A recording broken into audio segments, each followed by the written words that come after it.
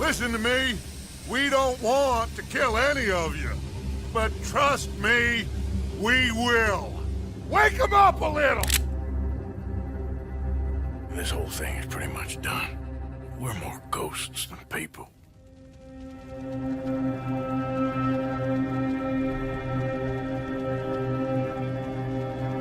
You have got to keep faith. They will not crush us.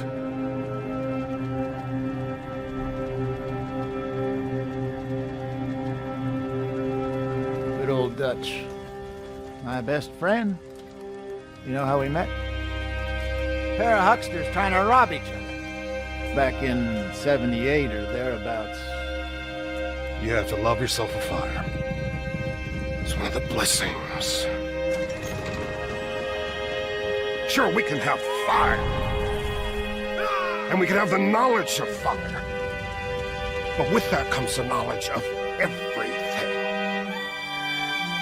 Ladies and gentlemen, this is a robbery. Sons of Dutch. Makes us brothers. Sometimes, brothers make mistakes. You'll never change. I know that. All of you venerate savagery.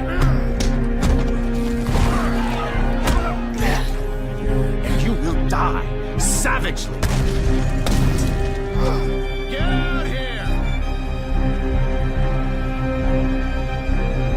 Stay strong. Stay with me. You have to love yourself a fire.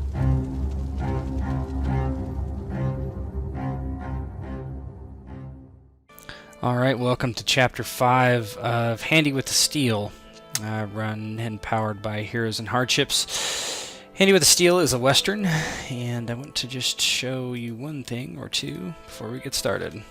Alright, this should be the last time I have to read this, but welcome to LeClaire, the territory of Colorado. The date is May 4th, 1866, just 1 year after the American Civil War. The Pikes Peak gold rush has begun to falter, but still the desperate search for their fortune through minerals, commerce, flesh, or crime. Handy with Steel is intended to be a sprawling campaign set in the fictional town of LeClaire, which sits just 40 miles southwest of Denver City. With a unique and varied cast of characters, Handy with Steel hopes to tell a realistic tale of the American frontier. Inspirations include Tombstone, Deadwood, and the Magnificent Seven. Handy with the Steel will use Earl of Fife's universal role-playing game system, Heroes and Hardships, which is currently in development. Welcome to LeClaire, cowboy and cowgirls. Come along for the ride, and if not already, please subscribe to Blades and Blasters YouTube channel, where you can find actual plays, system and character creation tutorials, and role-playing game talks with content released nearly every day. Warning: viewer discretion is advised. This campaign intends to paint the American frontier as it was 1 year after the Civil War. Racism and sexism are still alive and well. We will take care to treat this subject matter carefully, but we will not whitewash the dirty side of the time period. Please understand we do this to make a realistic, gritty historical drama, not because we agree. And, most of you have seen this already, but we're going to show it one more time because I think we have somebody who hasn't played yet. So the date is May 4th, 1866. No sale, no peace. LeClaire lost another independent mine owner Monday. Elias Henderson went under contract with the Butler Company for the sale of his mining rights. The Butler Company has acquired 2 mines in the last month alone, with Preston & Preston buying another. Butler Company lawyer Deaton Miller commented, "This is a great day for Mr. Henderson and the Butler Company. Mr. Henderson received a very competitive compensation, and the Butler Company now controls another adjacent plot of land, which will allow for easier transportation of metals to town. The Henderson mine will remain open for the time being." Mr. Henderson had no comment and is in the process of leaving town with his new windfall. Man cheats at cards, gets shot. Henry David, an out-of-work miner, was found to be cheating in the game of poker. His cousin, Bishop David, took offense and drew steel. Fortunately, Mr. David was just grazed. Both men were fined for the incidents. Both men are now dead, by the way. Mayor returns from Denver empty-handed. Mayor Hill, who had been in Denver City for, and the article goes on. Alright, so it is Tuesday, May 4th, 1866.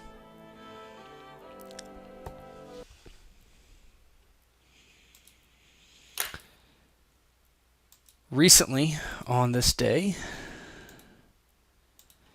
only perhaps a half an hour ago, Sheriff Gunderson was mixed up in a shootout in the streets of LeClaire. This hasn't happened for several years. There have been deaths, sure, but a shootout in the middle of town? No. After a few minutes after the gunfire is calmed down, Bill Tucker, Sheriff Gunderson's eldest deputy, rushes to see what's the matter. After Sheriff has exited the Saints Hotel, heading back to the jail, he spots his deputy moving in his direction, just as the carts have taken off to the graveyard to dispose of the 3 ruffians that had been dispatched. And I'll let you guys get it going. So, Bill Tucker, the sun behind him, rays of orange and yellow light peeking over his right shoulder as his horse runs into town. There's a rooster tail of dust kicking up behind him, and he has his hat pulled low over his eyes, his rifle in his saddlebags, and 6-shooter at his side. It wasn't more than 1 or 2 hours ago, perhaps, that he was out at a local rancher's place investigating a couple cattle that had been killed by wolves when he heard pop, pop, pop from town, the unmistakable sound of gunfire. Bill Tucker has never been one to run away from a battle, and so he quickly thanked the rancher and said, "Man, tell your husband I'll be right back, but it sounds like there's trouble in town." With the tip of his hat, he hopped up onto his horse and disappeared over a low hill on his way down into LeClaire. As he rides into town, he may notice a uneasy stillness in the small village, the small abode. What does he see as he kind of rides up to the entrance of the jail? The jail appears to be rather calm, with the sheriff outside doing whatever he's doing. You can decide that, Ghost. Yeah, Gunderson would have been smoking a cigarette. Seeing Bill starts to get up from his chair rather roughly. Joints aren't what they used to be, and starts to meander over to kind of meet him in the street. "Well, Deputy Tucker, hell, you're slapped for sore eyes." It's not often I hear that these days, Sheriff. He kind of eases himself down from his horse and kind of puts his left hand in his low back. "Was that what I heard, what I think I heard, or am I seeing things? It's been at least several days since I've had a drink, Sheriff."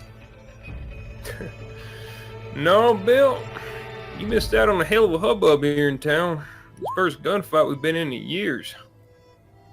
"Well, I'm inspecting you, Sheriff, and unless my eyes deceive me, I do not see any holes in your chest, torso, or I dare say head, or that fine hat of yours." Yep, old man's luck never runs out. Happens to be. Old Nelly wasn't so lucky, but he is lucky he ain't dead. Damn fool boy came sprinting full bore at a feller and, well, nearly got shot in the face. Oh, Holy Mary, Mother Jesus. Let's get inside. Tell me more about it. Bill kind of pats his horse. It's a palmetto, and throws the reins over a nearby hitching post. You can see Bill. He's in a dirty blue duster.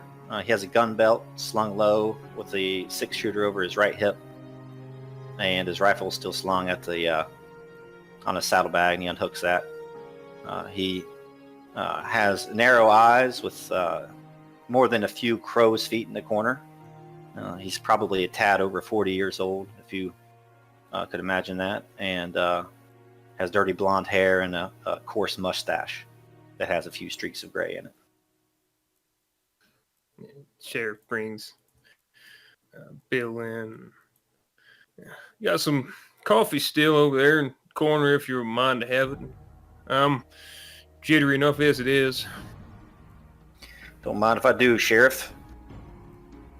It'd be impolite to hear this tale without a little bit of caffeine. And he walks over and takes a tin cup and pours some black coffee into it and has a seat across the desk from the sheriff. Yeah, so the sheriff will take a seat. And, well, you know them David boys been causing trouble since they came in. I don't gotta tell you too much about them, but Yep. well, I was doing a walkabout and bumped into a couple other fellas and Screaming Crow, and was just doing a patrol with Nelson, and well, happened to come across a few of the David boys and one of their cousins. Oh, nasty cuss. What's his name one more time, Ted? So Henry? Grover. Grover. Yeah. So he wasn't one of the David boys, one of their kin, Grover. Nasty feller. Had to put him in a lockup a couple times. You remember, disturbing the peace, drunk and disorderly, etc. Nothing too offensive, but he said some offensive, slanderous things. Well, they were all drunk as high heaven, waltzing about, harassing some poor lady who works over yonder at the hotel. I was going to put him away for a little bit, let him cool off. Grover didn't take kindly to that. One thing led to another. I couldn't talk him out of it. He drew steel. And yet here you are, looking like a morning lily. Well, shit, Bill, I didn't do a damn thing in that fight, I'll tell you honestly. If it hadn't been for Lou Ellen, we would have all been in a hell of a struggle. Lou, I ain't never seen nothing like it, Bill. I wish he was working with us. That old coot had that 6-shooter out. Faster than a fly could take shit on you, and just shot the arm right off of Grover. So is the doc busy, or did he, and kind of makes a finger across his throat? I hate to say it, but 3 of them boys is dead. Grover's dead, and 2 of the David boys met their maker. Nelson, lucky bastard, he charged Henry David. Guns out, and well, got shot in the face. Didn't die. Just a graze, lucky for him. Had it patched up and worked up at the hotel. Sent for the doc, but I don't know where he's about. You know that old fool. Oh, shit, Gunnarsson. You know how it is. Every once in a blue moon, these grifters roll through town. They might get drunk, might cheat at cards, but that's it. So what do you expect to be the blowback of this? Well, there was 4 of them got into a gunfight with us. Abel David, I believe his name, drew steel on us, fired off a couple of shots at myself and a couple of men who I had, just briefly deputized to do a patrol. I'm seeking him on account of him drawing steel and shooting at us, of course. Can't have that. And then there's that other fellow who apparently smashed, was rough one of the girls at the Jewel, and that's a whole nother story. Matter of fact, that's the reason I'm happy I got you back here. I'm looking for someone to check that out. Well, if it's you gonna got be time, real bad, Bill. I'm just letting you know. It's we ain't had people get shot in the street here in quite some time, and I'm expecting them David boys ain't gonna be too happy about hearing their kinfolk got killed. They would know it was on a righteous account, in my opinion. Well, you know me, Sheriff. I don't like drawing steel unless I have to, but worst comes to worst, I've seen my share of gunfights, Gunners. You have me by your side. I was just out at Mary Jane Fields Ranch. Sounds like a couple of her cows got slaughtered by wolves, but I'll get back out there next Wednesday and fix the fence. I suppose we'll better go down to the hotel, you say? Well, no, the hotel's fine. Nellie's over there anyway, getting treated up and checked out. He should be able to, well, I hope he can handle it if anything happens there. But I'd like you to go over down to the Jewel yonder and see what the hell happened there. And then Ted, just out of character. What was the name of the David brother who stirred shit in the Jewel? Bill. Well, there's a Bill David. Might be the source of this issue. He apparently roughed up one of the working girls at the Jewel, and they gave him something fierce, smashed his hand with a fucking hammer, if I remember correctly. Definitely not condoned by us, but I could certainly appreciate it. Keep protecting your stock. I just want you to go in there, figure out what the hell's going on, and give a little reprimand. Nothing too serious, but we should have been informed on that. We might have avoided this whole issue here. And deputy kind of stands and drains the last bit of his coffee and puts the tin cup back next to the coffee pot. You can hear a metallic clink as he does so. And Bill picks up his hat and groans a little bit as he stands up. All right, Sheriff, I'll be back. A little bit poetic justice, though. The Lord giveth and he taketh away, as they say, and that man's hand, well, I ain't going to shed a tear for it, but I just don't want them girls to come to any harm. Why the hell didn't they call you earlier? Oh, well, Kate has her way. You know how it is. Oh, one more thing, Bill. Mayor came by and, well, apparently they're gonna make an open office for sheriff here in town. As you might know, and maybe you don't, I was just kind of appointed by the mayor, and instead no official vote. I want to let you know because the more good hats we have in it, the better. Just about anybody's probably going to try to go for it. So if it ain't going to be me, I'd like you to try to run it as well, even if you don't want it. I'll think long and hard on that, Sheriff. You know me, I'm past my prime. I haven't got no time for this sort of thing. Sure thing, going down to a whorehouse, investigating the crime, that's what I'm used for. I'm not a politician, Sheriff. Hell, Bill, neither am I. If you're past your prime, I'm halfway in the grave. But I'll tell you, son, I'd rather have somebody your caliber in this position than some other yokel comes in, just makes a big fuss and gets everybody's attention. Well, let's see how it goes. If I get out of this whorehouse without the pox or without a hole in my left breast, well, I'll sleep on it and pray to the good Lord for his wisdom. What you say? Good man, Bill. He stands up. Take care of yourself now, and reaches out his hand to shake Bill's. Gives you a firm handshake and heads out of the jail. You head out and you walk towards the Jewel. It's not very far, just down the way. And if I can find my slide.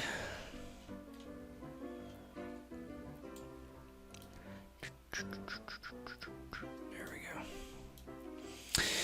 You're heading up towards the Jewel. You see the outside of it, and you hear quite a rambunctious lot inside.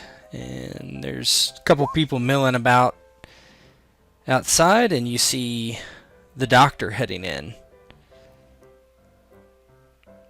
You guys can converse briefly.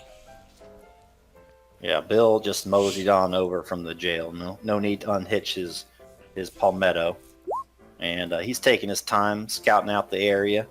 As he approaches the jail, he does the old thing with the 2 thumbs and the belt buckle and looks at the front of the saloon and up towards the top balcony, make sure nothing untoward is going on. And he sees the doctor walk in, you say? Yes. Hey. And would he know this gentleman? Oh, yeah. You all know each other. And what time of day is it?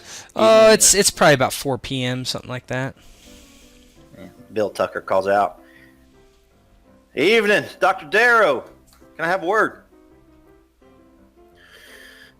Dr. Darrow turns and looks, and he's got a little bag, and he's dressed rather finely, a nice little suit, properly groomed and everything like that, looking rather fancy lad, perhaps not cut out for this weather place. And he looks over. "Oh, is that Deputy Tucker? Is it?" It is. Yes, the The years haven't taken such a toll on me. You can't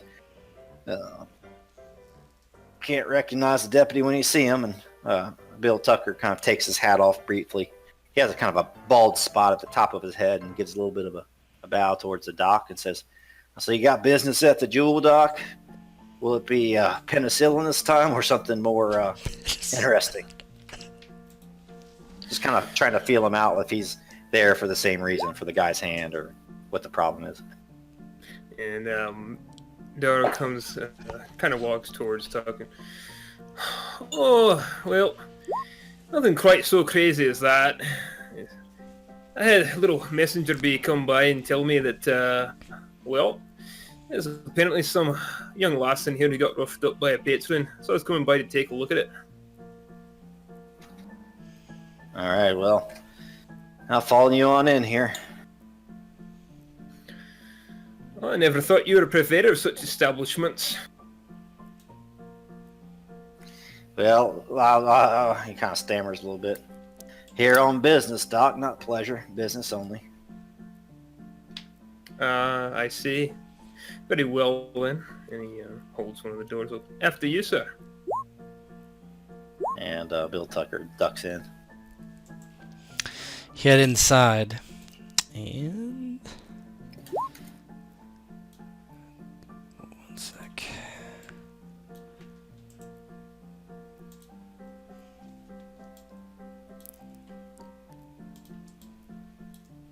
Head inside and you see quite a lively scene.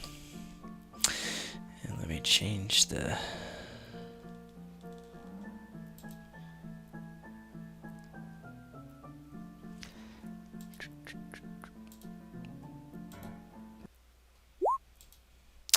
Inside,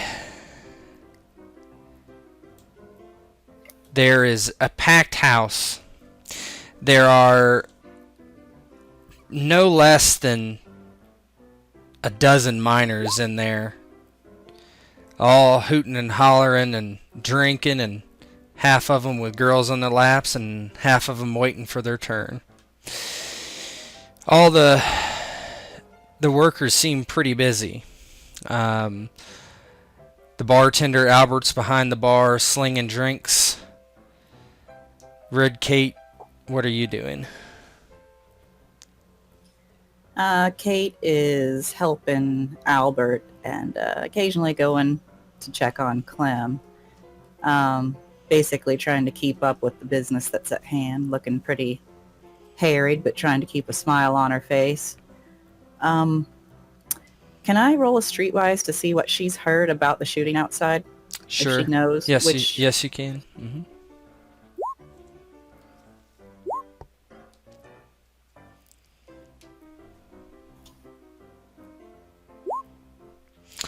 Yeah, you heard that 3 David brothers were killed in the street by the sheriff, and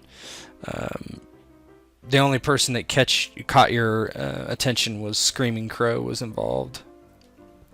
Yeah, she would have wanted to know, obviously which ones were involved, because it would interest her if Bill was one of the dead. with the 26, you would know that it was Henry, Bishop, and Grover. He's a cousin. Okay. So not Bill. Well, as she hears the bell above the door tinkle, she turns around with a bit of a harried look on her face, kind of a, oh no, not more customers. But then when she sees it's the doctor, she looks a bit relieved, and then she sees the deputy and her expression changes to one of, just kind of no expression. Just she pastes another smile on her face, walks over. "Doctor, you sure took your sweet time getting here." "It's a long walk from my office, love. What can I do for you?" "Oh, I want you to check on my darling Clementine. I'll show you over her tour in just a moment here. Deputy, are you here for Business or pleasure? And I suppose you're all familiar with Bill, and kind of comes in. Oh, geez, Kate, you know I'm here for business. This ain't not the type of place to be hanging out with. Well, sheriff sent me. Says there was a row not too long ago. Wanted me to check into some things. Oh, damn it, Kate. Why didn't you call the law? Oh, Bill, she says, I had a handle on things. But just in case the rumors are not painting the correct picture, why don't you join me and the doctor and come take a look at Clem? And she remembers that you're pretending you've never been here before. You may not have met Clementine before, but she is a very sweet girl and certainly did not deserve this abuse that was heaped upon her. And then she'll lead them both over to, she's kind of set up, a little divan where Clem's resting. Clem's got one whole side of her face it's been a few hours now, it's probably just completely black and blue and swollen and unrecognizable. Oh yeah, she got tuned up pretty good.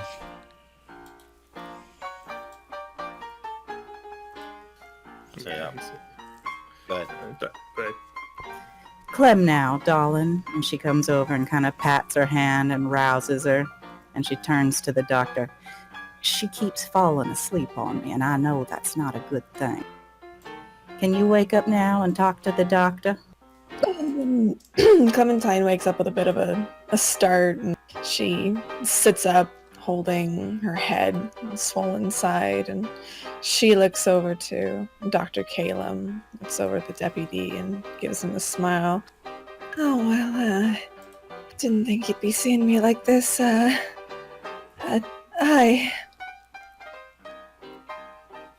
which side of his face, of her face is busted up? It would probably be your right, because it was a backhand.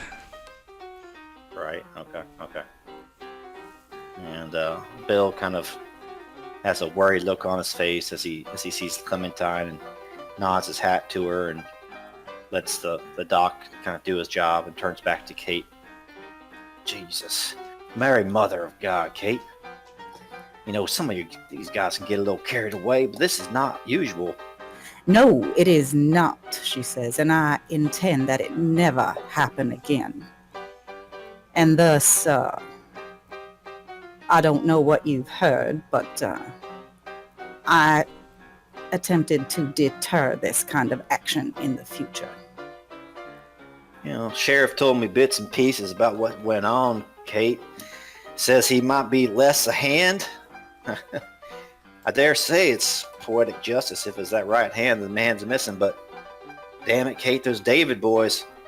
First I thought they were just a bunch of hooligans, but it sounds like they've been up to more no good than we've seen around here for ages. I just worry about what they're going to do when they get liquored up one night coming back to this place. Oh, I do say the thought's been on my mind.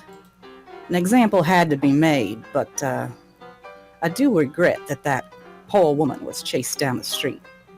However, I was so pleased to hear that the law took swift action against them. Some might say that I poked the hornet's nest, but the truth is, with hornets, they gonna sting sooner or later. And I say we burn them out before they have a chance to hurt anyone. Bill just kind of puts his right hand up to his mustache and twists it idly as he thinks and watches the doctor and Clementine. And Clementine, as the doctor's looking over her, she looks from the deputy to the doctor. Oh, he got me real bad. I just have this pounding feeling in my head. Not sure what I did to deserve this. You did nothing, sugar. You are sweet as pie, just as you always are. Now, I assume that this Bill David has not registered an official grievance with the town. Not that I'm aware of, Kate. I should think he wouldn't want the whole town to hear about how he couldn't perform his... well, and how that's what set him off. I expect you will not hear anything from the Davids in that regard. I doubt we'll hear anything, Kate, unless it's the flash from a pistol. Being bested by a woman, it's not something most men are proud of. Well, let's think. How many of them Davids are there? 8, 9? You counting the brothers, or the brothers or the cousins that married, or which ones? Oh, I think they all brothers and cousins in some sense or other, but all of them that are living together and kind of ganged up. You guys can give me a streetwise roll to see how many of them there are total.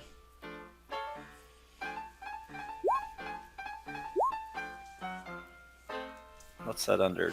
That is under empathy, I think. Yeah, it's pretty well known.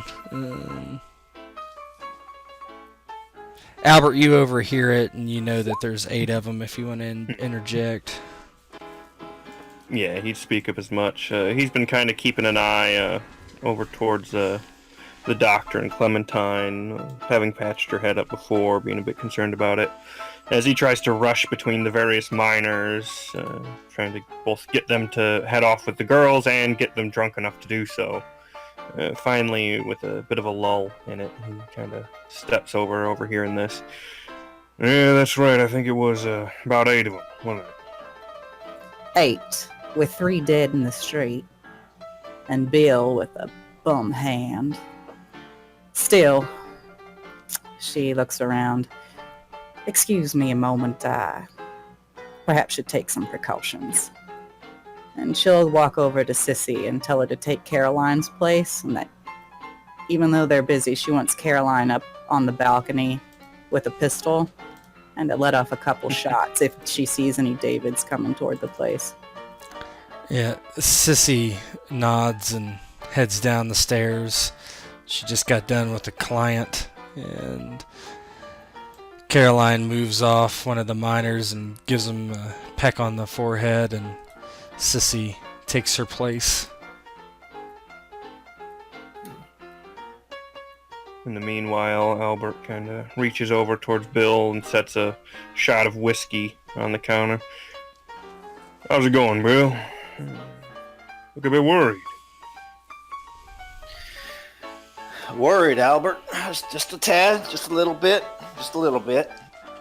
Takes the shot and throws it back and surveys the bar. This old sleepy mining town's not so sleepy anymore. Look like a grizzly. Look like a grizzly after the winter. But like they said, 3, 4 of them boys are left, Al. They're torner now. They've been disrespected. And you know what hotheads do when they're disrespected? I'll tell you what, their IQ doesn't increase any. You have that right. I've seen it plenty of times myself. Well, hopefully it doesn't turn out too bad. After all, they went on their way. The redhead, what was his name again? Gary. That's Gary. Gary wasn't too bad, but, well, can't speak for the others. Wasn't too bad. What do you mean, wasn't too bad? Well, to be honest, I half expected them to charge up the stairs and start shooting. But, well, he pulled his brother off out the way, and that was the end of it. So he's the reasonable one, huh? The ginger. Yeah, if you get a chance to talk, I'd go for that one. Oh, keep in mind, I'll shoot him last. Guess that works too. Kate wanders back over. So, Sheriff Gunderson sent you over here, is that right? That's right, Kate. Let me ask, between the two of us, what exactly was his demeanor, his take on the situation, as far as the jewel goes and where blame is to be laid? Oh, Kate, you know, those conversations with me and the sheriff are what we call privilege, as in it's going to take a lot more whiskey for me to talk about that and reveal those secrets. But Gunderson's not one to lay blame, Kate. He didn't say much. He told me to come over here and do my job, and that's what I'm trying to do. Damn Clementine there, half her face is swollen shut. That ain't the worst of it, Bill. She keeps falling asleep. Albert here, he did what he could to help her, but I think she's hurt more serious than we can take care of ourselves. Hopefully the doctor is able to work some magic. Yeah, I reckon she has one hell of a concussion at the least. Hopefully he can take care of it quite good, better than I can. Bill kind of lowers his voice and says to Owl in red and says, I've heard good things about him. I know he's Scottish, but he seems to have a good head on his shoulders and a mighty quick wit. That's good. As you guys are talking, and the scene kind of cuts over to the doctor looking over Clementine. So he just kind of goes through it and looks at the swelling, kind of takes instrument, presses against it a bit. It still hurt a little bit, but just kind of relax, nothing too serious, huh? All right. She's trying to keep her eyes open. You can see she's blinking irregularly, one eye closing and the other one staying open. And she tries to pay as much attention as she can, staying upright. She does sway from side to side occasionally. You're not lost. Pay attention, Lost. Pay attention. All right, well, look at me. Okay, I'm going to ask you a couple of questions. Okay, Lost? All right. All right, so tell me how you're feeling right now. I'm pretty dizzy. Everything kind of hurts. Most of the side of my face. I'm really tired. All right, I need you to stay awake. Okay, just think about difficult things that keeps your mind going. Okay. Oh, okay. You can see she pauses and she seems to think very hard about difficult things to think about. All right, so I'm going to ask you a couple more questions, love. Now, all right, lass. Now, when this ruffian struck you, were you hit just in the face, or did you come into contact with any objects?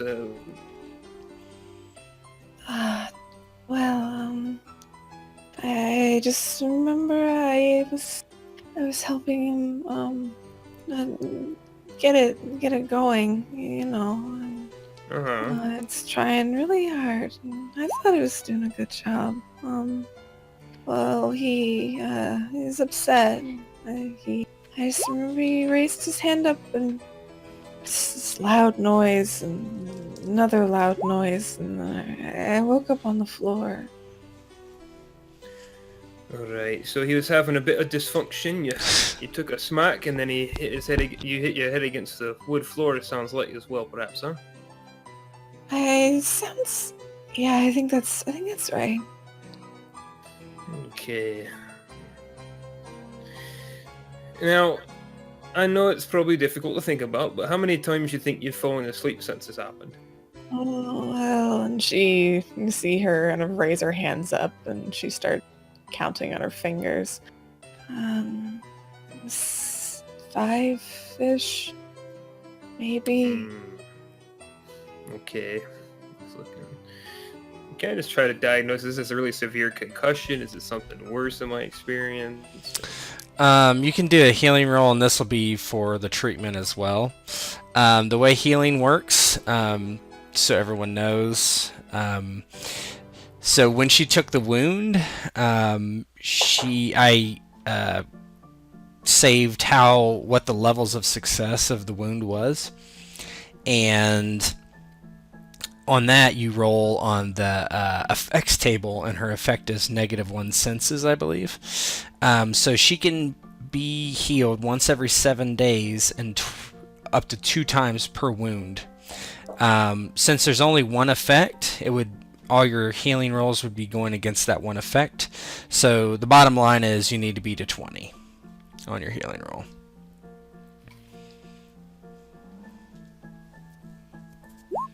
Consider it done, lad.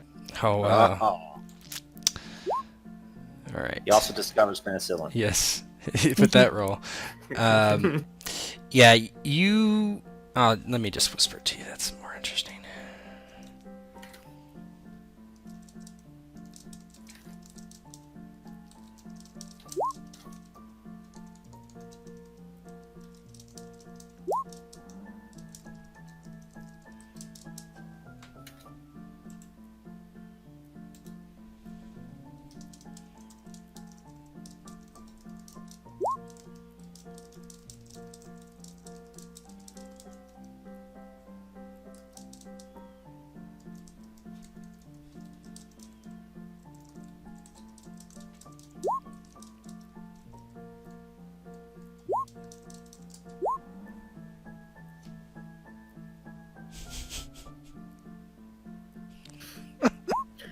So, Dr. Dar looks her up and down, and he pulls a small bottle out of his bag and gets something whipped together for her. And he also pulls another bottle and makes something for himself, takes a quick shot of some indiscernible liquid.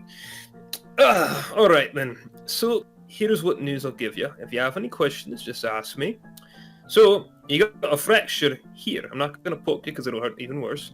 You got a fracture here in your cheekbone. That rough fucker hit you pretty hard, but it'll recover in time. You've also definitely got a concussion. That's a bit shite. I'm sure you're feeling awful about it. It's a pretty serious concussion, but it's not the worst one I've ever seen. You'll recover from that all okay. It should all pretty much take care of itself with just a bit of proper healing and hopefully not being slapped again, though I know you had no say in the matter. If you just have some cold water and a bit of ice, if we can somehow manage in this godforsaken country, that should pretty much take care of it. I could come by and give you free medicines if the pain's exceptionally bad and Kate's slave driving you around, though she doesn't seem like the type. What questions do you have for me? You've answered a lot, though you should probably tell Kate, because I might forget. When can I work again? Well, in my opinion, you shouldn't be working until it's at least all healed up and you're not falling asleep every 5 seconds. But if Kate has her way, you might be back to work tomorrow. I don't know. It depends on what your mistress says. I will give her everything that I've told you, and take a little bit of this. It's a bit of a loading for the pain. Don't drink too much. It's very addictive, but it should help you get through the day. You just need to rest, but try not to fall asleep. I've seen men fall asleep with major concussions like this. They go into coma for 6 years, and well, no one feels like trying to feed you for that indeterminate amount of time. Oh, all right. I'll make sure to stay up. Thank you, Doctor. Good. Nay bother, lass. And I'll tell you what. Don't let these fucks out here get the best of you. If somebody tries to get fresh you like that again, I recommend seeing if Kate let you carry a nice shiv around. Give him a nice poke with it. Well, next time I'm anticipating getting slapped in the face, then I'll make sure to cut him across the mouth. And she grins, and you can see it's on the left side, the side that wasn't hit. She does have a large scar on that side of her face. Dara taps her hands and holds it for a second. And if you need any, I've got scalpels that I'm not using. Oh, I've got one of my own, but a scalpel will be new. Well, if you ever get any time off here to come by, I'll give you a good price on it, okay? Okay. Thanks, Doctor. Of course, boss. And he will pack up all his accoutrements, walk over, and just give Kate the quick and short of it. She's got a cheekbone fracture and concussion. Should all heal on its own, but I can come by and bring laudanum and some basic things to keep her pain from being too much. Just ice and water, cold. Should help with it. All right, Doctor. Make sure you give that laudanum to me. I don't like any of my girls getting strung out. Oh, I imagine that could be a problem in this industry, but I gave it a little wee bit of it, not that much, and I've got the bottle still, but I'll come by in case she needs it. Just mention it. If you think she actually needs it, then I'll bring it by. If you think she's starting to come for the fiending a little bit, then I won't bring it. So what's your advice on when and what level of activity she can resume? Oh, well, I think it will have to be down to you as a mistress to determine the client. If you think you got a fellow who's going to be rough, that could be a bit of a problem. Anything involving the oral fetishes probably wouldn't be a very good choice given that half her face is only working right now. But as far as the rest of it, as long as she's not passing out every 5 minutes, I imagine she could still be used in that capacity. Well, I reckon she can have a couple of days off at least. So thank you, Doctor. Will you be taking your payment in cash or trade? She says, kind of in an undertone. Oh, kind of scratch this chin. Well, I've made me some pretty good money from a couple of shootings that happened outside of town quite some time ago. Just some fellas passing through, nobody who I think's in town, so I think I'll be taking full payment in trade. And Kate smiles hugely. That's just what she wanted to hear. Well, that just delights me to hear. You know that you light up the place whenever you walk through that door. So you just say when and where and who, and it will be provided. Why don't you mosey on up to the counter and we'll pour you a drink to get started. Oh, sure. Take a double shot of whiskey, and then I suppose whenever Anastasia's done making her rounds with all those bearded fellows, I could have a go, 2, maybe 3. Well, Doctor, you always take priority around here, but let's get you, let's wet your whistle first. Albert, could you pour the doctor a double? Yep, on it. He quickly grabs a bottle back from under the counter they'd just prepared Bill's shot with and sets up Caleb's drink. There you are, Doctor. Oh, you're a treasure, Albert. Appreciate you. And he takes the shot back. That's good shite. And Kate sort of stands between Bill and the doctor and looks between them. This isn't exactly my area of expertise, but I was wondering, when people meet an unfortunate end, who handles the coffin making and the burial? Let's assume these people have no family to claim them. Is that me? I don't know if you... I mean, I would expect they probably get like a very, very bare bones burial. Yeah. I mean, Bill might, like, put together coffins in the back of the jail. He's a carpenter and contractor by trade as well, but... My question is, who handles the bodies? Oh, well, I'd imagine it'd go to me, and then I can declare an official cause of death, file something with the county, but most of the time it's a simple shite out here. I suppose shooting wouldn't be that big of a deal to file, and I'm pretty succinct in my report, so that'd probably be me.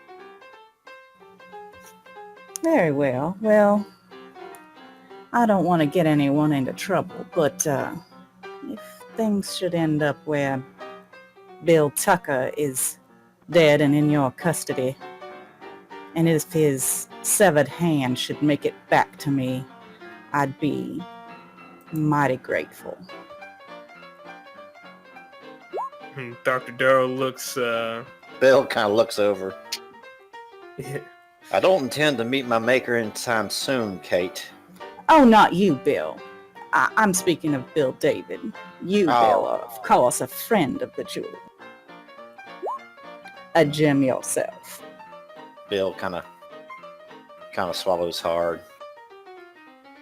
Looks over at the doctor. And Dr. Darrell looks with surprise at Kate and looks over at Bill Tucker. Madam Kate, you're quite the crazy vixen, imagining that I'm going to answer that question honestly in front of a man of the law. Oh, of course. I'm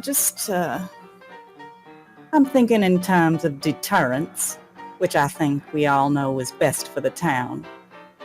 Just imagine folks walking in, a jar up on the shelf with a notorious hand floating inside of it. I think the folks who come in knowing the story of that hand might think twice before laying another hand on one of my girls.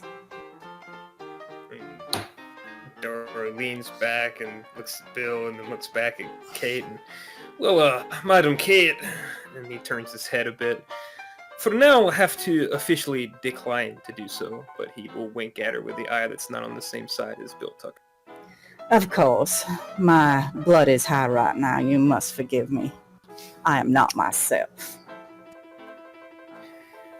Bill kind of pushes his stool back and acts like he didn't hear the conversation and says to the doctor, "So there, Doc, is Clem stable enough? I'd like to have a word with her, do some investigation."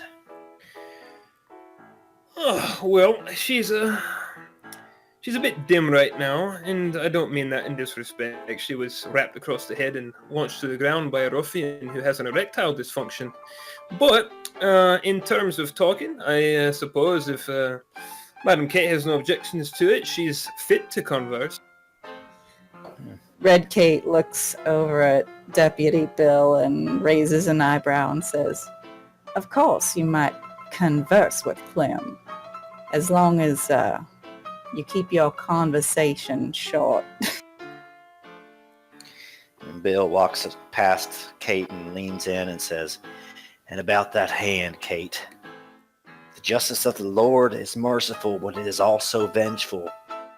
I have no problem with a hand in a jar, and I have no problem with keeping riffraff out of here that smack around your girls."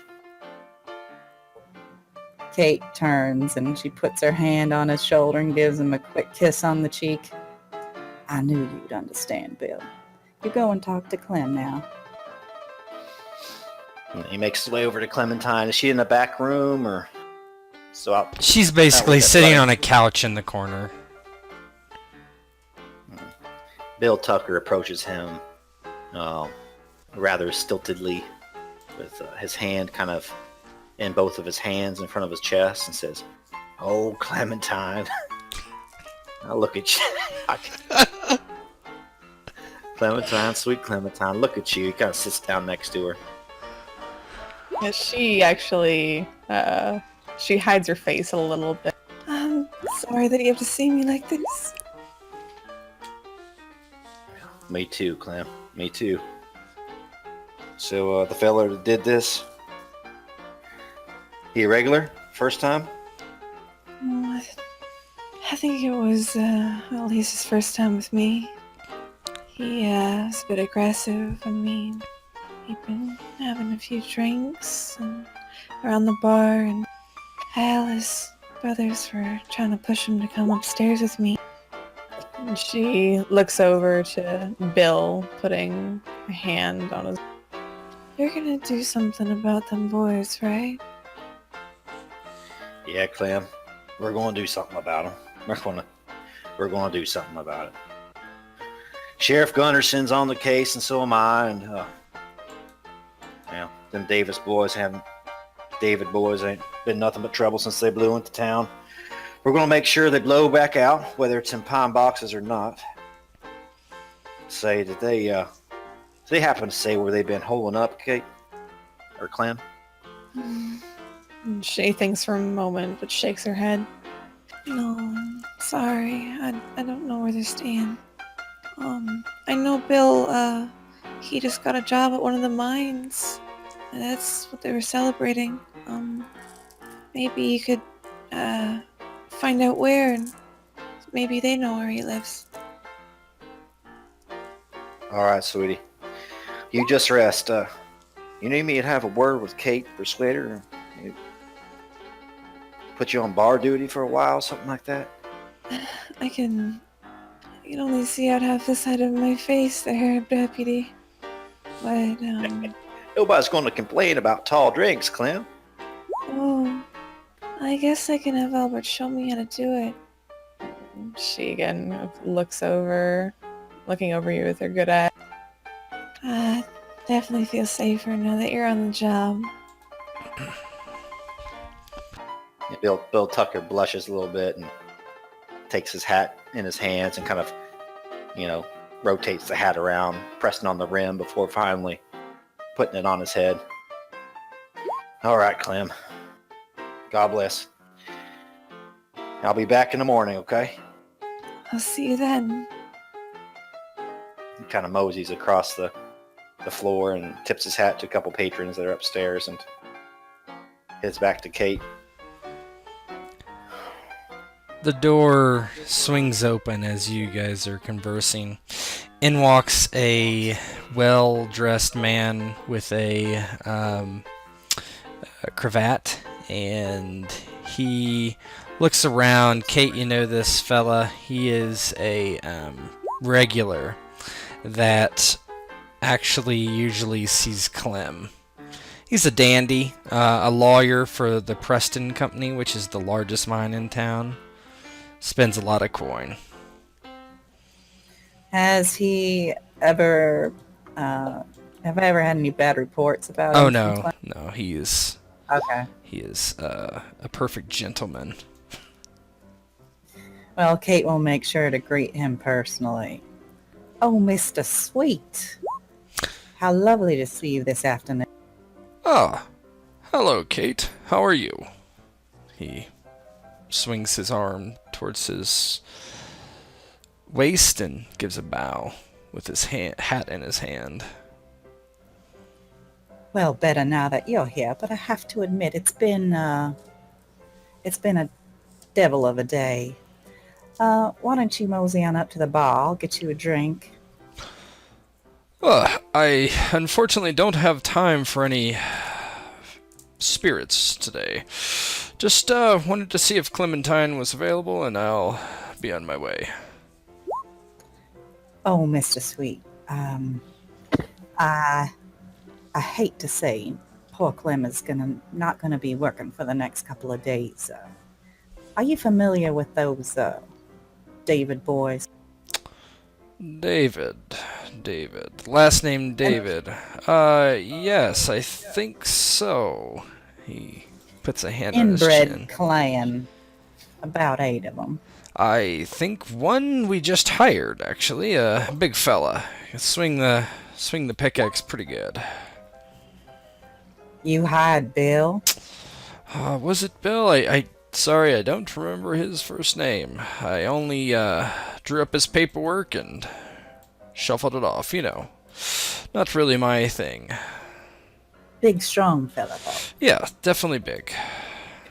Well, I can see why. You might think he did good work. Would you care to see the good work he's been doing here at the Jewel? That seems... He just starts leading him over to Clem. He seems very confused, but he follows you. A little concerned of what he's gonna see. When he looks over your shoulder and sees Clem, oh, Clementine! He steps forward, pushing past Bill. Yeah, again, Clementine just looks down. She looks down at her lap and shuffles her hands. Oh, Mr. Sweet, I'm so sorry you're seeing me like this.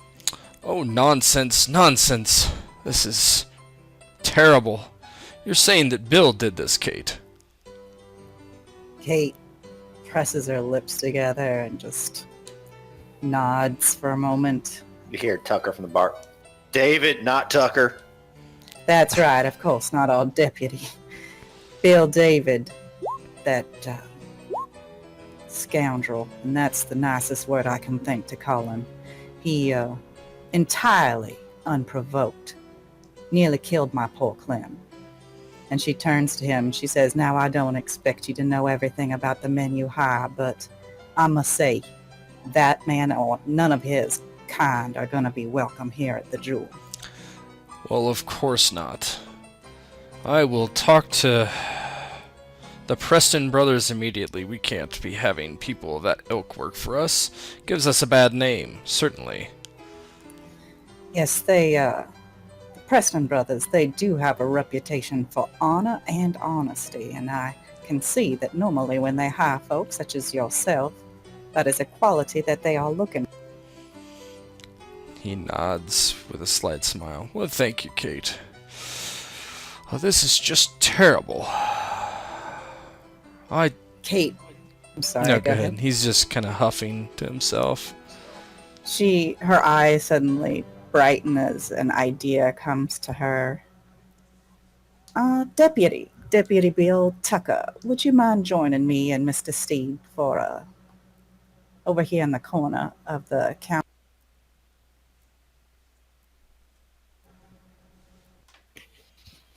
Oh, you cut out there for a little bit. Oh, Deputy Bill, would you mind joining Mr. Steed and myself over here, the corner of the bar? Absolutely, Kate. And Bill heads on over. You see, Mr. Sweet, these David boys, they've been causing a spot of trouble, not just here, but in the town. And the law is aiming to rustle them up, get them taken care of. Seeing as they work for the Preston mines, you don't happen to know where they are currently holing up. Well, I certainly don't know off the top of my head, Kate, I'm sorry to say, but I can look into it. I believe that would be deeply appreciated, not only by me, but by Deputy Tucker and Sheriff Grund. He looks over to Tucker and looks him up and down. He's like, well, of course, Deputy, I can do just that. I'll have to go review the paperwork that he signed, or told us. Yeah, I don't think he was lettered. He did not strike me as an educated man. Now, while I have you both here too, another thing of interest, completely unrelated, but she points to all the miners. You see all this riffraff around here, they're from the Dunn mines. And they've been hooting and hollering, talking about how, well, there was an attempt on Mrs. Dunn's life. Have you heard anything about that? Mr. Sweet's eyes go wide. I certainly haven't. I hope Mrs. Dunn is well. Can I roll to see if I think he's detect lies. genuine? You can roll detect lies. Yeah, get Graham over here. Yeah, as sure. well. Yeah, I'll do it. Yeah, too. I Yeah, deliberately sure. brought him over to this area with you, Albert. Yeah, Graham always keeps an eye on shit like this. Yeah. What was it? Detect lies? Yeah. Sweet. Now hopefully rolls better than Nelson did. Oh, rolled pretty low. Oh, shit. Well, no, all of us did okay, I think. Oh, Yeah. Let me. Yeah. All three of you are pretty sure that he knows this is the first time he has heard anything about this. He is genuinely surprised.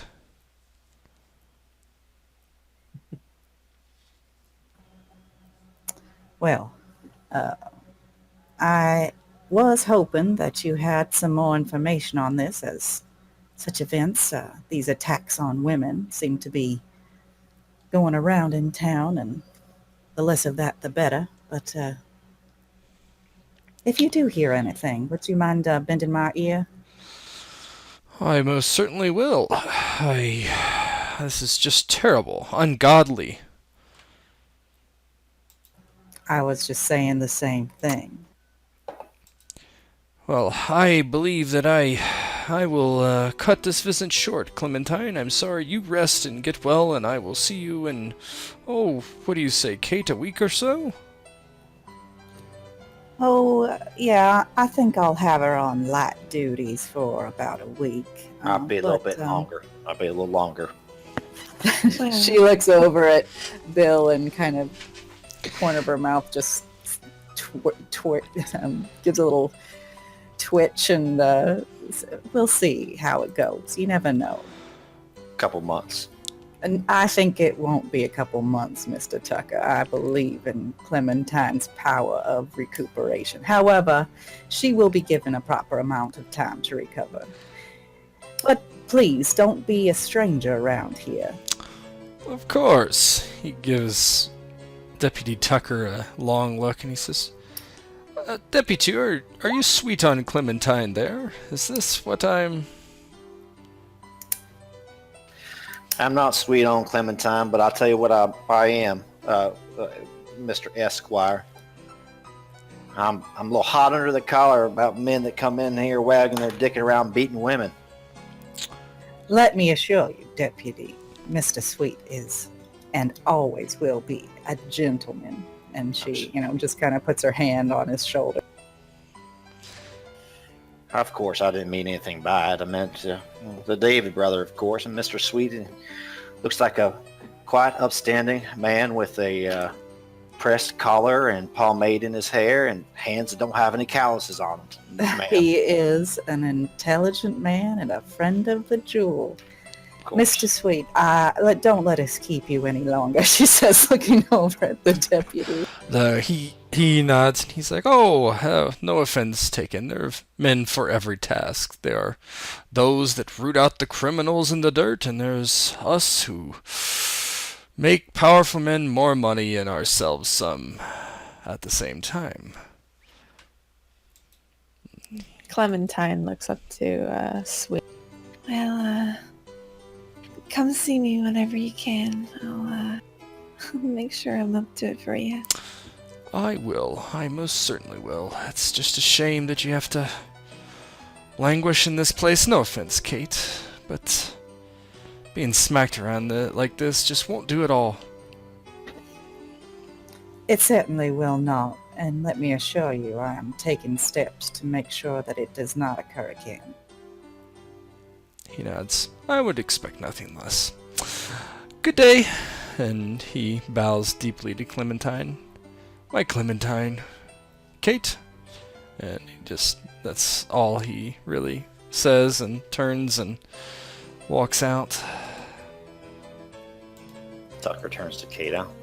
I'll be down to the mining office first thing in the morning, Kate. We'll figure out where those bastards live. No doubt some local cave.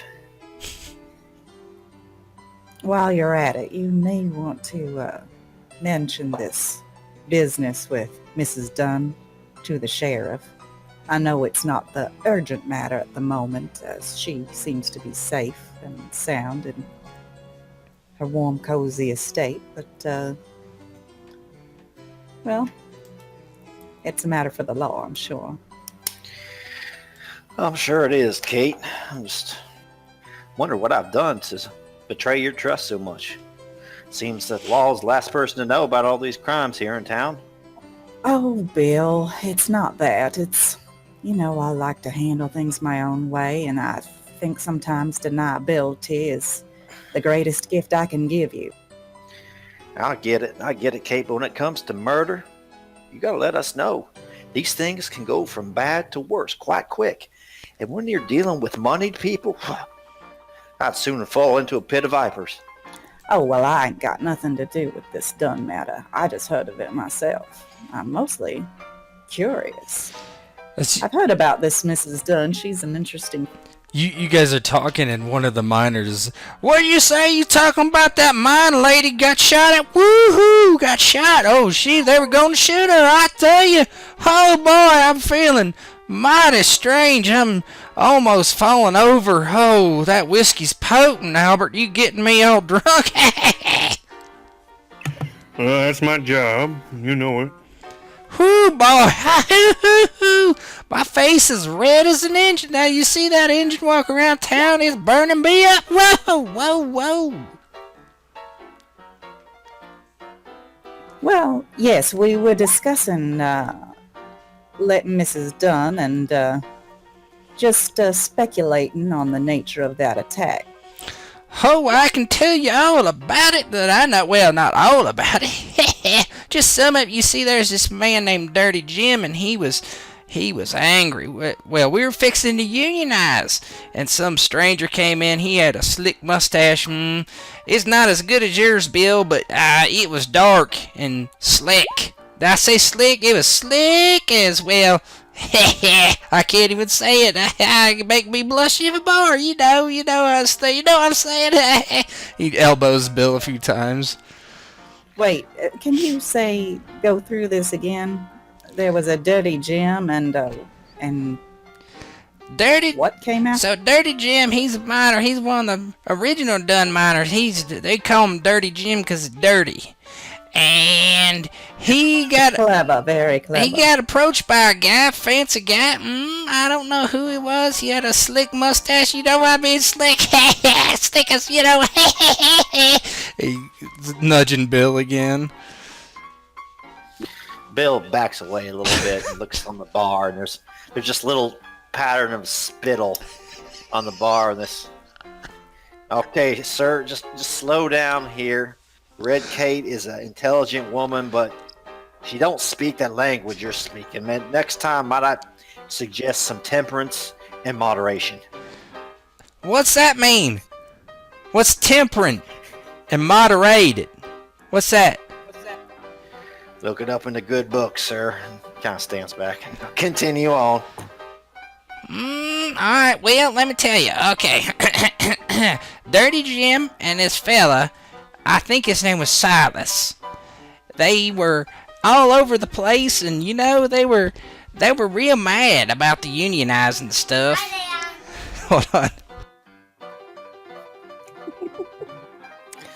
It's Dirty Jim. Why's Daddy? He's come back here dead. Why's Daddy talking that way?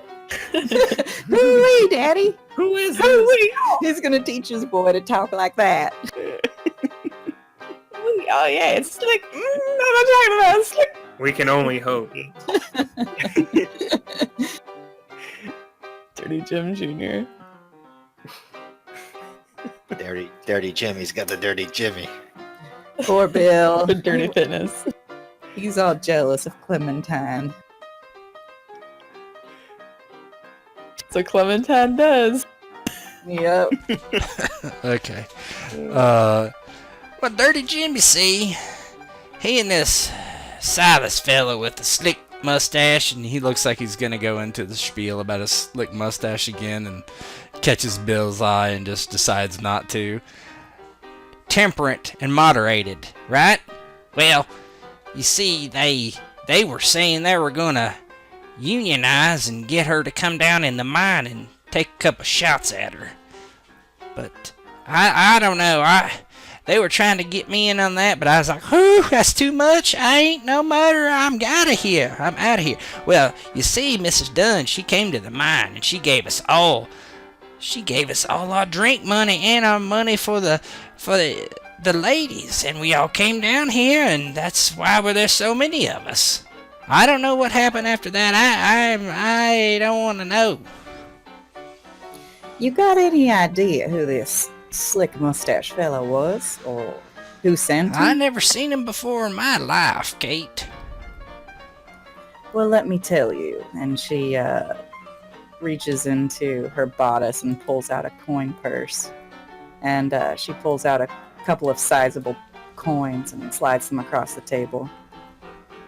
The man who returns with some more information about this slick individual will receive, and she holds up one coin and tucks it in his hand, more of this, and she points to Anastasia, more of this, gratis, which means free of charge.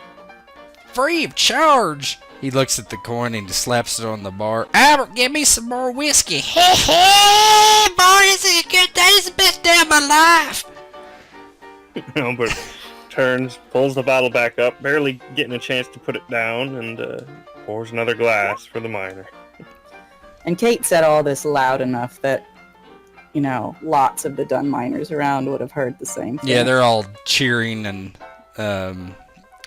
just generally having the best time of their life, it does appear.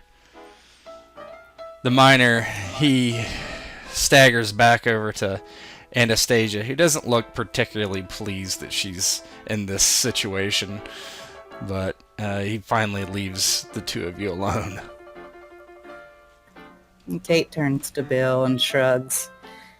We'll see if that turns up anything, but certainly sounds like someone might be trying to buy Mrs. Dunn out using unconventional negotiation tactic. Yeah, I understand that. As I said, back in Cuyahoga County, nothing cheaper than 32 grams of lead. Does she have bodyguards, that sort of thing, or is this something we need to... I have no clue. It may surprise you, but Mrs. Dunn has never set foot inside the jewel. Yeah, this might not be, he kind of looks around, her type of establishment. If anybody's going to, if anybody has a good ear for this sort of thing, it's Mr. Graham over there. As they say, a drunk patron spills all of his secrets to a good bartender. Yes, they certainly do. But, and does Graham maybe have any kind of idea on the situation? Oh no, you haven't heard anything about that besides what these guys have been saying. It's from what you've heard, it just happened, earlier today. Yeah, sadly I don't have much on it. Aside from what we already heard from. He motions over to the drunk miner, not one to say his name and bring him into the conversation again. I do rely on Albert's sizable ears. And she reaches out and just gives it an affectionate tug. They get their work as well, don't they? Well, I didn't hire you for your bartending skills.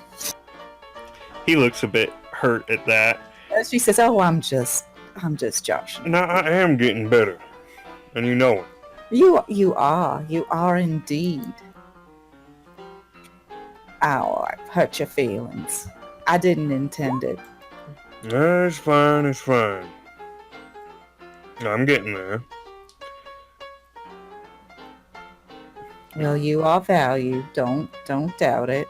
And she looks over at Dr. Calum. This Bill, he didn't happen to come seek your services for his hand, did he? Oh, I've not seen a fella with a broken hand or anything like that at this time. Though I wager I would be bringing that news to the sheriff or Deputy Bill here if I knew. He may come see you. If he does, well, be as drunk as a skunk when you treat him is all I can say. Well, I do have to tell you, Mrs. K, as much as I despise ruffians, I will charge him double the usual rate of what I charge folk. But if his money is good, I'm a man of my profession, I have to take it. Oh, that's all right. If you keep that hand intact, I might have need of it later.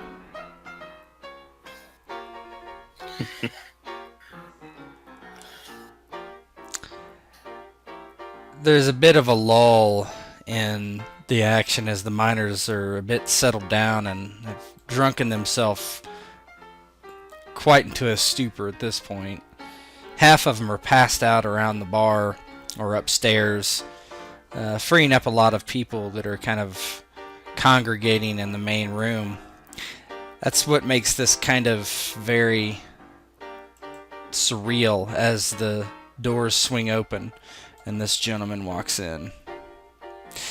The first thing you notice is obviously that he is black, and he is wearing the blues of the Union Army, though loose and kind of raggedy. He's got a headband on, a scarf over his head, and it's caked with blood. And behind him steps out another man, like peering in over his shoulder. Also,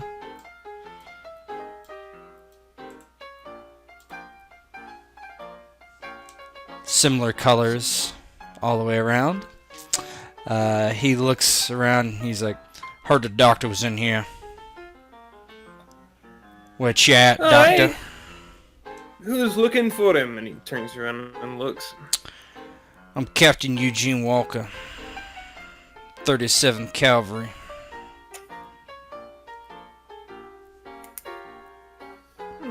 Okay. What can I do for you? Got a head laceration. See if you can fix me up. Kate will motion him over to a table, keeping an eye on the other customers, always alert that someone might take offense. No one seems to even... Either they don't care or they don't notice. Nobody's really doing anything. Right. She'll take him to something kind of out of the way. Oh, sir, what happened to your head? Engine. Oh, anyone I know? You know many engines? One or two. I don't think so. He's dead on my horse. Wild fella. Down south. Coming up from New Mexico way. Taos. Looking for a feller that's on the run from the law and from the 32nd Cavalry.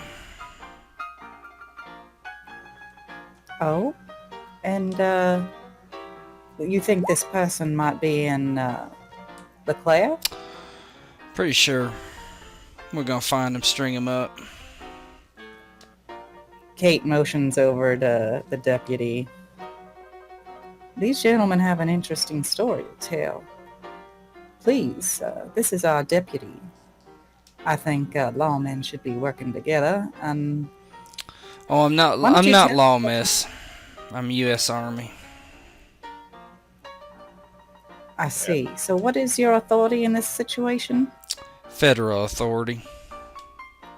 Yeah, Tucker would have, as soon as they came in, probably would have scooted his stool back and adjusted his gun. And as soon as he saw one of the guys was injured, he kind of would have gone to the door and probably looked outside. And he sees the engine over the back of the horse, right? Yeah, and there's 6 more Negro soldiers standing about. Mm-hmm. And kind of with his hand on the pommel of his weapon, he kind of returns where Kate is, talking with the two soldiers, and says, "Oh, there's a damned engine out there over the back of one of the horses." These gentlemen were explaining how that man was an associate of a wanted outlaw. Is that the correct? Oh, I don't interpretation? No, I don't know this man had anything to do with the outlaw. He's just an engine trying to kill good Americans like us, free men. And he got killed instead. Gave me a nice cut though. He looks to the doctor. Doctor steps past Kate, and as he does, he passes over a wanted poster to you. You know this feller? She'll take a look at the wanted poster, not really expecting to recognize it, but certainly wanting to know who's coming into the jewel. Yeah. Dara will look at it as well as he's getting his bag and can't say I've seen the face. He just takes off his hat and pulls off the rag, and it's like just a cut. Looks like it was some sort of knife or something. Alright, I can go through a few steps to get it treated, perhaps protect against infection. Never know when engines, what they'll put on their blades, huh? Yep, go and have a seat. Nods and sits down and says, "If I could get a whiskey, I'd be mighty thankful." Kate stares at the picture, and her hands clench over the sides of it. And then she takes the picture and she folds it up in half from then in quarters and tucks it inside her bodice. You say this man, this Sticky Joe, you think he's here in LeClaire? Yep. What makes you think that? Well, town down south. Oh, I can't even remember what it's called. What is it? Colorado City. Well, he passed through there. Didn't get in any trouble, but there was people who saw him. We knew he was coming north. Got away from the law down there.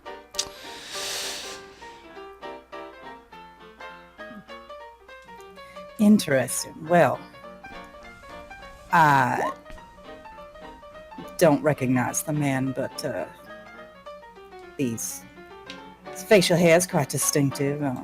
He certainly has a devilish gleam to his eye. I will keep mine peeled and let the proper people know should I spot him. Will you go ahead and give me a deception roll just in case? Yeah, also, does Graham have any idea about all this? Or would he be... Graham doesn't. Clem might know a little bit. She never met him. If Kate mentioned it, Clem might have an inkling. Just an inkling. She would never have known the person. But Kate might have told the story. Yeah, go ahead and give it deception. Yeah, Albert's kind of listening tight as he brings over a whiskey as well, passing it to the man.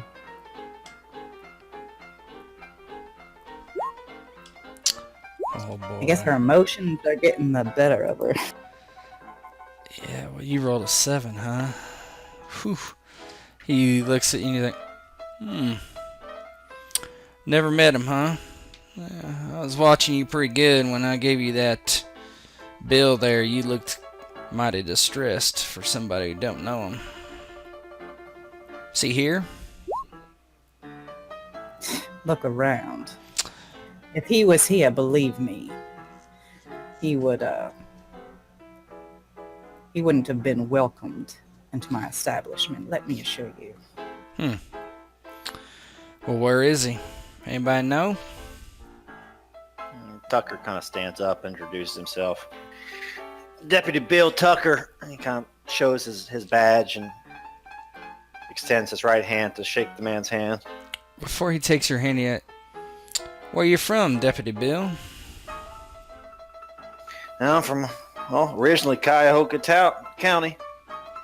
Way back in Ohio. I've made my way out here over the past couple years, but hey, Kate here's an upstanding woman. We just had some bad news go down outside in the town, and, well, a couple of the girls have been smacked up real bad, so if she looks a little on edge, that's the reason. She ain't seen your man. Hi, boy, huh? He reaches up and takes your hand. Eugene Walker, Captain. Union Army. Yeah. Well met, Captain. It's a pleasure seeing your kind out here, fighting for the Union. Yep.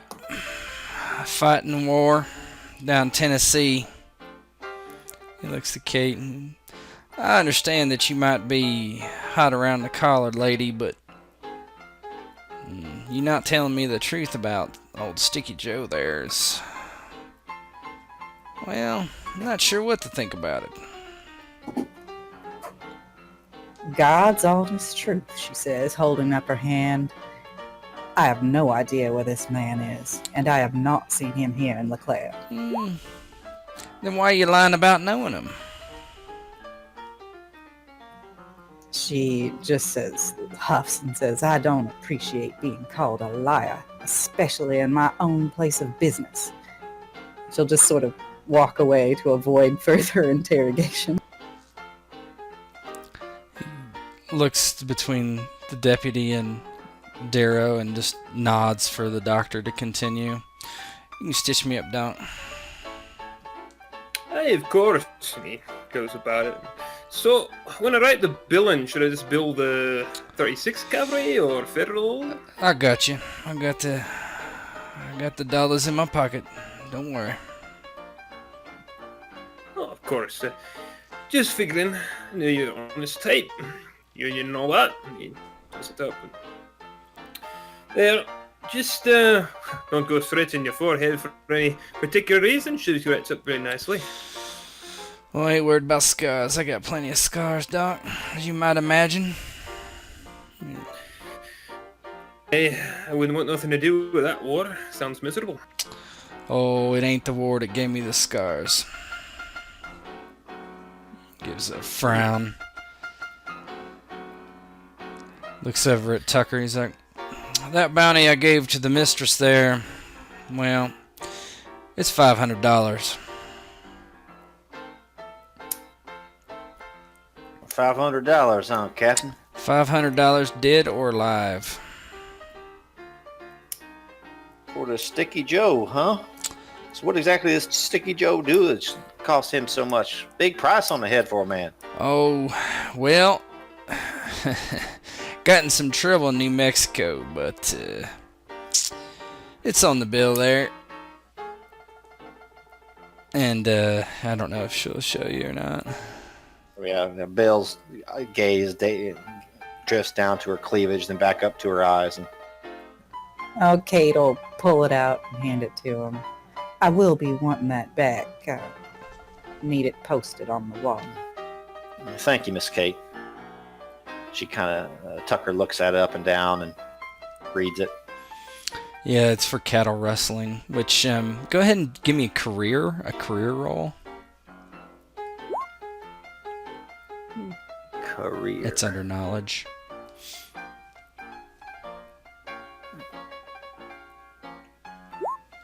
Okay, that's good enough.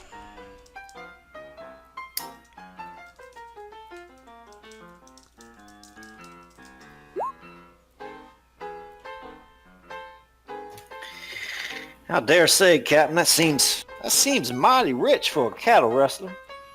I mean, we got all sorts of thieves around here. We got murderers.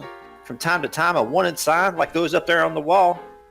$10,000. Well, that man killed 10 men in Ohio, 4 men in Kentucky, and then the rumor is that he's abducting young ladies out here in Colorado. But $500 for a cattle rustler, that seems a little north of too much. Well, I can't say I know why. Judge shrugs. Yeah, Albert's definitely keeping an eye on that, seeing if he's lying or not. Give me a detect lies. That's sure fine. Let you roll it, Albert.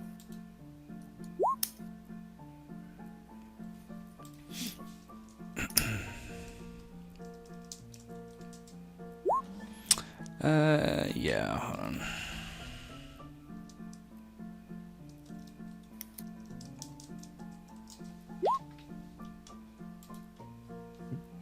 Yeah, Albert's kind of there, having passed the man his whiskey, and kind of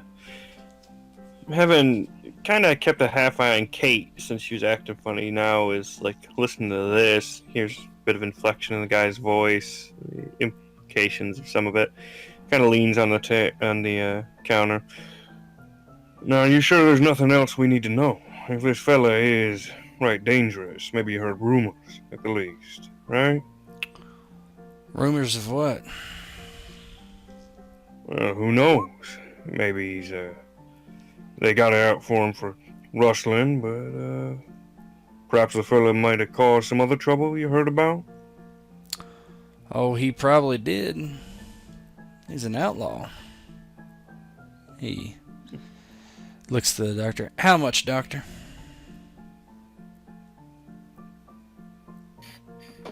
Oh, let's see. How much? I mean, it's a minor cut, so how much? I don't know. $5. Yeah, it's $5. Nods. Fishes into his pocket, pulls out $5 and pass it over to you. Much obliged, doctor. Where are you from, anyhow? You speak kind of funny. Oh, I come from across the great big ocean. Well, one of the places that belongs to the place that used to run this place, really. I'm from Scotland. Scotland. Interesting. I practice medicine there. Not too useful given that country's not in a state of constant upheaval. No offense intended. But c'est la vie, as they say in France. Anywho, if you or your boys need any patching up around town, I live on the north end, a bit a ways to keep away from the riffraff. Again, no offense intended to any listening ears, but I'll be happy to treat you as long as you can pay for it. Oh, thank you, Doctor. Europeans sound very nice. A lot nicer than... That's until you go there. Well, sir, I've been in this country for all my life, and it hadn't been too nice until the last couple of years, gotta say.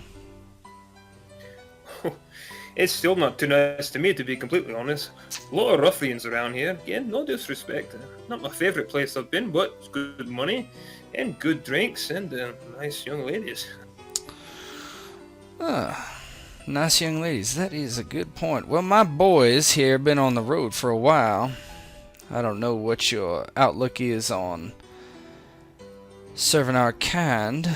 Looks over to Kate. And Kate looks over at them and says, all are welcome to drink here. Well, boys,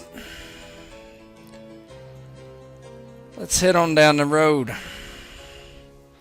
He begins to head out and looks over to Kate and says, you see him, you come get us. We're going to be over at that hotel.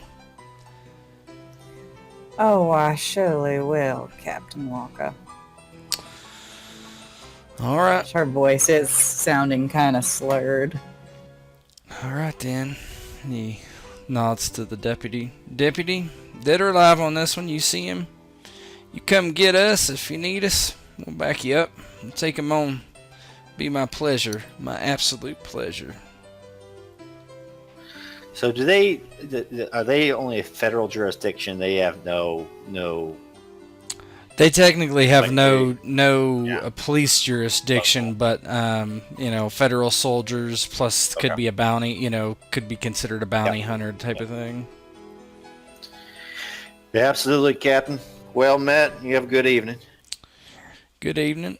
He tips his hat. Doctor, much obliged.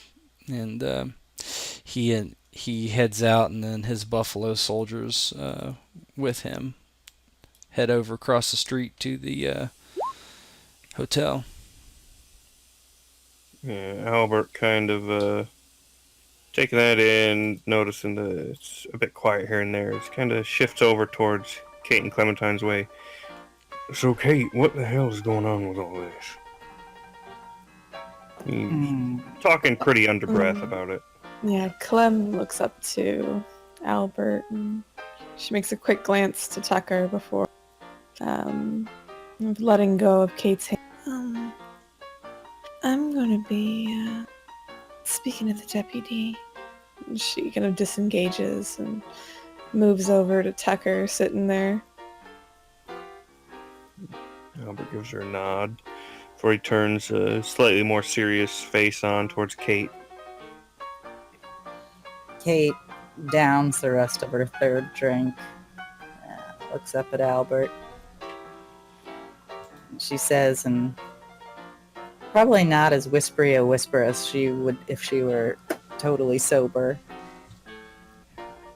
I don't think I ever told you the whole story, Albert, but I had me a rough time before I came east in a little town. I might have mentioned that I had a rough time, but she taps the face on the paper. This fella was the cause of it. Yeah, Albert kind of looks to the paper, really takes the face in. Now, I don't know what all you mean by that, but I take it's fairly serious. Oh. Just... Serious to me. He never paid. And she just looks down at the picture again and she says, if I should run across him again, I determined a long time ago that I would make sure he paid what I was owed, plus interest. So is he gonna be coming around here looking for you or something, or? Oh, I doubt he even knows who I am. Keep your head on a swivel, Mr. Graham. If he should enter this establishment, I will surely want to know. But I think we can leave those gentlemen who are looking for him out of it, because I want my pound of flesh. That's fair enough, Kate. And I'll keep my ears open like always, but just be careful, alright? Oh, I ain't worried about this fella. I wonder what he is doing here. And she'll wander around, start, kind of interjecting herself in between the miners, and say in a low voice, but like I said, she's pretty drunk now, so probably not terribly low. Any of you fellas recognize this man? Yeah, what? Yeah, no, I've never seen that man in my life. Is that the president? They're completely drunk. Right. No, he's just a ne'er-do-well that supposedly is coming to town. You see this fella, you come talk to Kate. You hear me? Yeah, we'll come talking. The guy that was talking to her was like, "Whoo, I'm hot, huh? Well, it's August in here, huh?" And he just like topples forward, head hitting the bar, like passed out.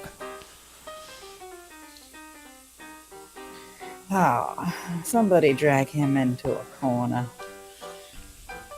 Tucker's over by Clementine now, and Kate's being rather loud, and if it's not clear already, it's obvious that Bill thinks that Kate and Clementine's keeping secrets from him. I says, "Oh, Clem.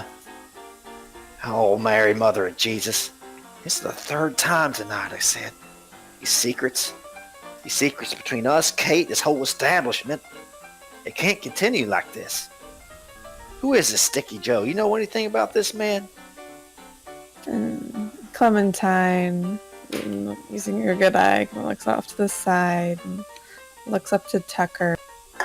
I don't know too much. I mean, it's obvious that Kate has some sort of history with the man.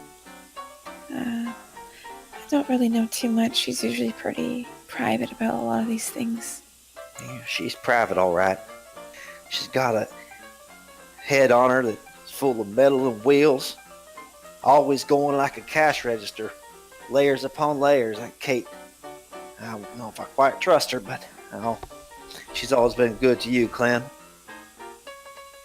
Yeah. I'm just saying, $500, and $500 don't always attract the right attention, if you know what I mean. It's gonna be more than Buffalo soldiers that come through here for too long, Clem. Clementine looks a bit concerned. Oh, well, that's not real good. I mean, it's gonna be a lot of some unkindly folk that are probably gonna come here looking for her. If they're telling everyone from all over where they're coming. There's this little town's probably gonna get flooded with some unsavory folk, but she kind of touches Tucker's arm. I'm sure you can handle it. Yeah, I could handle $500 too, Clem. Imagine what we could do with $500. I'd get you out of here, open up a little farmstead up north. Nobody knows who we are. Imagine that, right? You wouldn't have to be here no more. You wouldn't really take me with you, would you? If I didn't have a hole in me, maybe, I might think about it, Clem. Really now? She looks off to the side. It's hard to believe, as many promises a lot of people say to me. But, I think that you could find him. Well, Kate will have a word to say about that. She's a vindictive one, Clem. I know she is, but she just wants to protect us. Hands in jars? Blessed be. I know, it's a bit scary, to be honest, sometimes. The passion that she has for protecting us and getting what she thinks is right. And taking revenge, almost. But it also makes it good. I mean, I've worked for a lot of other people before her, and none have been this protective. I don't think you lie about that, Claire. I suppose in this line of work, that sort of thing is, it's necessary at times, shouldn't you say? And I ain't gonna lie, I got my own monsters, got my own demons to deal with, but I'm a lawman. I'm not you know how I feel about what you do here. Again, Clementine looks down and tucks her hair behind her. Sometimes you just got no choice. You're just born into the business. All right. Now listen, you heal up, but if you hear anything, you come to me. And you know I'm not against Kate. I'm on her side. I just don't want any of you ladies to get killed. Next man you run across, he's not going to respond to a hammer. All right. I'll let you know if anyone's in here suspicious looking. Why don't you just maybe check in every few days or so? I mean, I'd like to see you anyway. Yeah, I'll be doing that, Clem. I'll be coming around. Good. It's been a while. Stands up to leave, and he probably would go about the miners as well, and if anybody's getting too out of hand, he'd politely show them the door, and if they're not politely going to the door, he would strong-arm them to the door, and if they're not strong-armed to the door, he'd throw them out. Yeah, pretty much everybody's behaving themselves that isn't asleep. These guys have been in here for several hours drinking heavily. Right now, all the working girls are quite bored, actually. I'll send Anastasia over to Dr. Darrow, since that's who he showed an interest in. The French lady heads over to the doctor. And since I can't do a French accent, she... Hello. How do it gets my blood pumping? And anybody have anything else? I'd probably just head out and head back to the sheriff's office. Yep.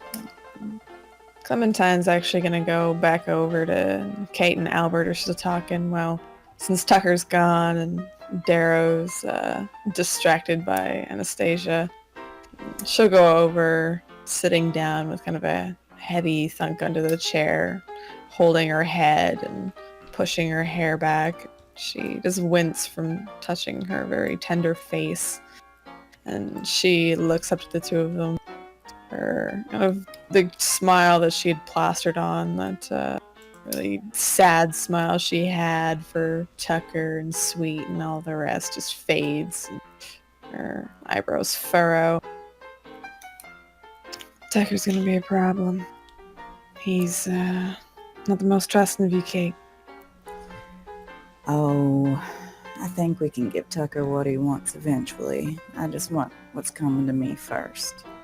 Of course. I'll tell you what, let's pass the word. This fella, he even passes by the jewel.